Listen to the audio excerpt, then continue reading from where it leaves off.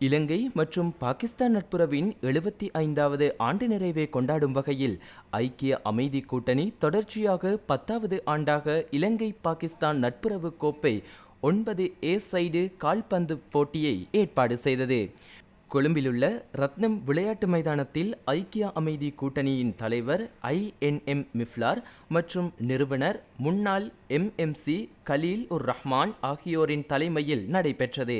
போட்டியில் 24 அணிகள் பங்கேற்றன.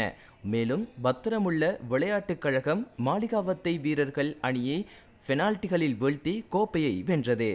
பத்திரமுல்லை விளையாட்டுக் கழகத்தின் கேப்டன் ஜிஹான் பெரேரா, தலைமை விருந்தினர் பாகிஸ்தான் உயர்ஸ்தானிகர் ஓய்வு பெற்ற மேஜர் ஜெனரல் ஃபஹீமுல் அஜீஸிடமிருந்து 2,50,000 ரூபாய் ரொக்க பரிசுடன் சாம்பியன் கோப்பையை பெற்றுக்கொண்டனர்.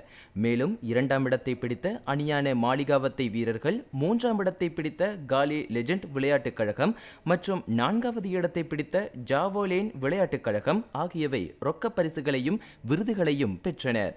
பத்திரமுள்ள விளையாட்டுக் கழகத்தின் மிகவும் மதிப்புமிக்க வீரர் இசுரு பெரேரா, மாளிகாவத்தை வீரர்களின் சிறந்த கோல் காப்பாளர் அஜித் பெரேரா மற்றும் பத்திரமுள்ள விளையாட்டுக் கழகத்தின் போட்டியின் நாயகன் இசுரு பெரேரா ஆகியோர் விருந்தினர்களிடமிருந்து விருதுகள், தங்கப்பதக்கங்கள் மற்றும் சான்றிதழ்களை பெற்றனர்.